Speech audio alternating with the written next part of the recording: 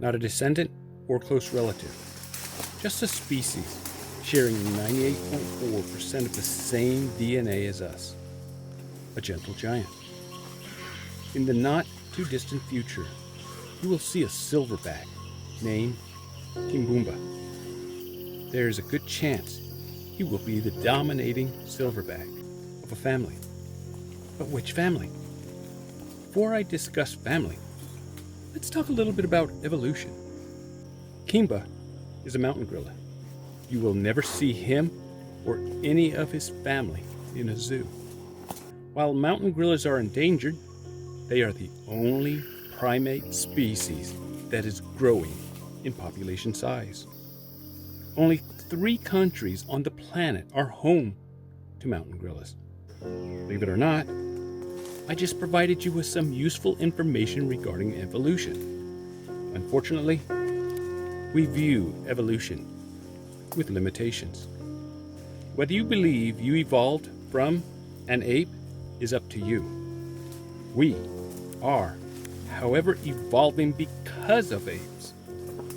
Using the broader, more appropriate definition of evolution, evolution is the process of formation or growth, development. If we reflect on people like Jane Goodall, who recently passed away, or Diane Fossey, we see evolution in our own lifetime.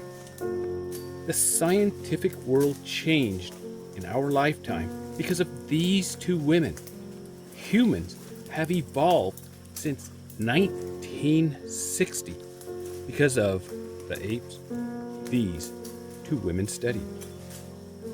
Since you can read about Miss Goodall and Miss Fossey, I will not go into details of their numerous discoveries.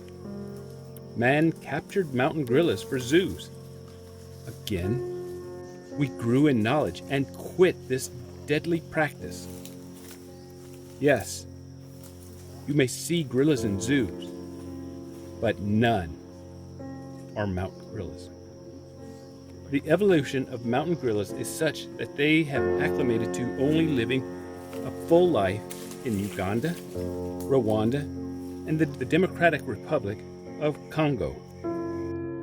Remember, I only highlighted evolution to show it is happening as recent and short as in your lifetime. Let's return to the story of Kimbumba. Seeing him in 2050 would be amazing, but we need to go back to the beginning to fully appreciate the bond between human and ape. On a sunny day in September 2025, on my first trek, I was fortunate enough to spend a cherished and astonishing hour with the largest mountain gorilla family. The Rushegura family consists of 16 members, of which we saw 9. The Rushegura gorilla family is the most sought-after group in Bwindi, Impenetrable National Park by photography guides. This may be the case because of its size, its calm demeanor, its leadership, or its history. It may be a combination of any 2 or all. I think the family size is a big reason, pun intended, but also the family's uniqueness that photo guides like I had are able to share with the groups. More on this later. Today, Kimbumba is one of 4 infants in the group of 16, 3 of which are male infants. Male gorillas become silverbacks between 12 and 15 years of age. This means around 2040 is when Kimbumba will become a silverback. Mountain gorillas live to about 35 to 40 years of age. Kabu Kojo is a silverback leading the group today. Permit me to digress for a moment. I have been on several safaris. Each is special in its own way. It's difficult to select the best, but I can select favorites. This gorilla trek and my polar bear expedition were two of my favorites. Both had dedicated, renowned animal experts hosting the trip. Do you remember me saying the Rushegura family consists of 16 members, but we only saw 9? The family consists of 2 silverbacks, 2 blackbacks, 5 adult females, 2 subadult males, and 1 subadult female, 3 male infants, and a female infant.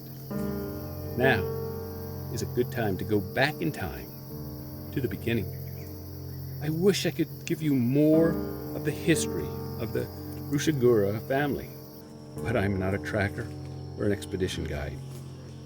I went on the gorilla treks with Nelis Wolmaran.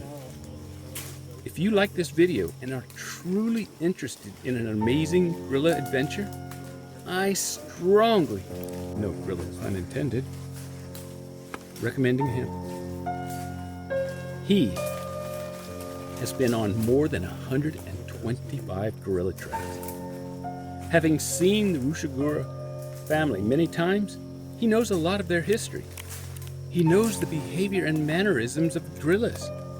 He can help you take fantastic pictures. Your personal pictures are mementos that remind you of the real joy, which is the experience. And that comes from knowledge and understanding. My hope is to spend time with the Rushegura family again in the future, which you will see why in the rest of the story. Remember the year of 2050, in which I said Kimbumba is the dominating silverback. I left you wondering about each family for good reason. The fascinating story of Rushegura family begins when first habituating the group in 2000. But this was not who they were. After opening to trekking activities in 2002, the Rushegura family broke off from the larger Impenetrable group, deriving its name from a local word, Rushegura, a unique tree species in Bwindi, which is where the separation took place. Marima led the Rushegura family at the time of the splitting from the Impenetrable family in 2002. Marima died in 2014 at 35 years, and the dominating silverback became Tabu Ojo. I believe Nelis told me he saw the family when Marima was the dominating gorilla. While it is sad for him to not see Marima leading the family, it is comforting for him to see the family's continued progressiveness. It is this knowledge and history that makes the story so interesting. Keep in mind that in 2050, we do not know the family Kimbumba will lead. You see, when Marima led the breakaway, he took 7 members with him. This was not enough for him. He wanted a larger family. Over time, he worked and grew his family to 19 members by April of 2010.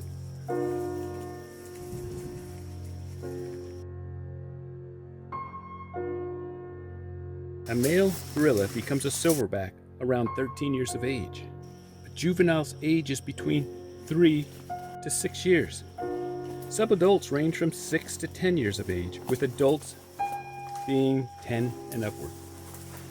Blackbacks may leave the family around 11 years of age or challenge the dominant silverback to take over the family.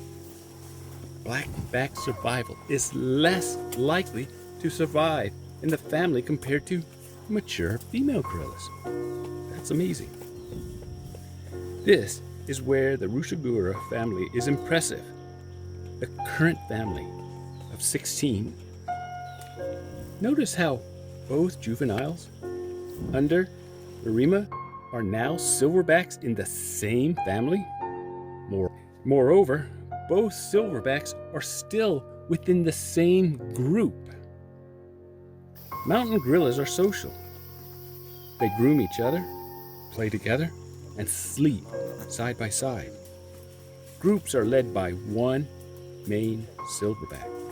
The dominant silverback protects the family, the group, to the point of death if necessary.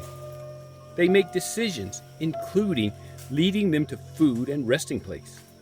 They build a new nest every evening. Looking at the Rushegura family, we see all of these characteristics in a single location.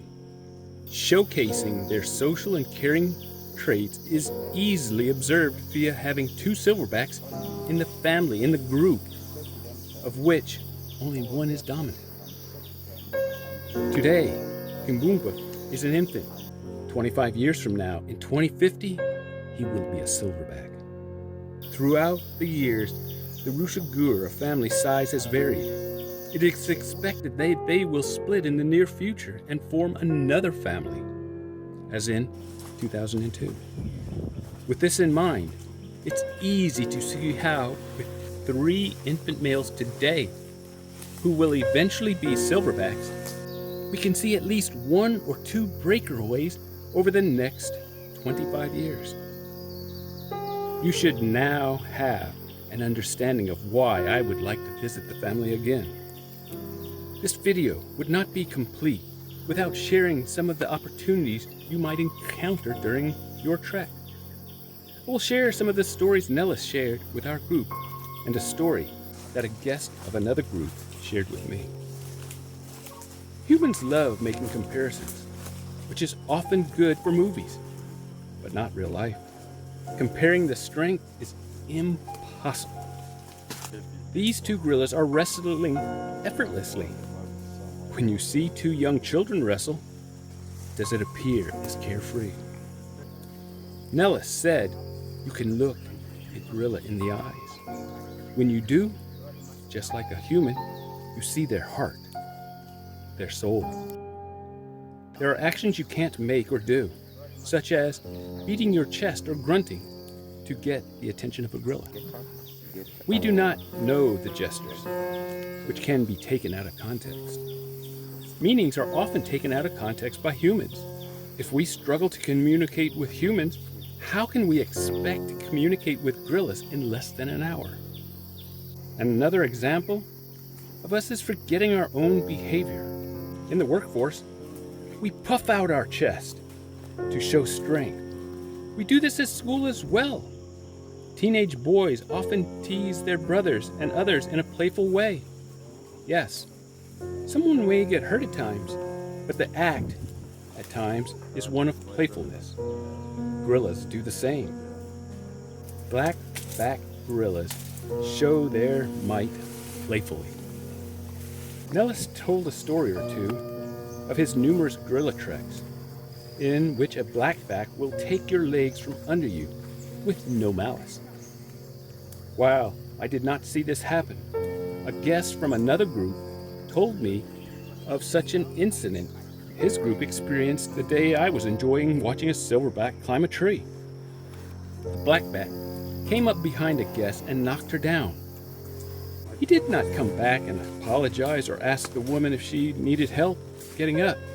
The blackback does not really know his strength. The lady was not hurt, but she was shaken for the remainder of the day and even into the next day. But this is normal. Gorillas are family-oriented for life. During our trek, we heard a silverback growl at a guest. The silverback probably growled twice at the same guest within a matter of 2 minutes. The dominant silverback is the protector of the group. He did not show violence or might. The strength he showed was quiet, yet present. Most of us heard a soft, purring type sound. It was a warning, not one of invading space, but one of invading space at the same time. You see, a guest was moving through the forest, enjoying life, while at the same time unaware of blocking the passage of a nearby gorilla. The silverback communicated politely via a soft growl, a warning, an alert. A fellow gorilla's path was being blocked by a guest. An equally polite warning from a tracker, and Nelis alerting the guest of the situation was as normal as everyday life. The guest did not know they were blocking the gorilla's path because the gorilla walked up behind them silently. Yes, the gorillas that were wrestling, walking, climbing trees, etc. were graceful despite their size. These simple scenes clearly demonstrate the gentleness of the gorillas. It is truly a treasure to experience not just one gorilla, but a family of gorillas in their natural habitat, to look them in the eye, to see them wrestle, to see them nurture their young. Contrary to often being portrayed and characterized as aggressive animals, gorillas are actually the opposite. They are kind, gentle, and loving. Seeing the gorillas is amazing, but honestly, having someone like Nelis makes the adventure so much more meaningful. The safari guides are knowledge and the trackers are extremely helpful. Hiring porters is worth its value in gold.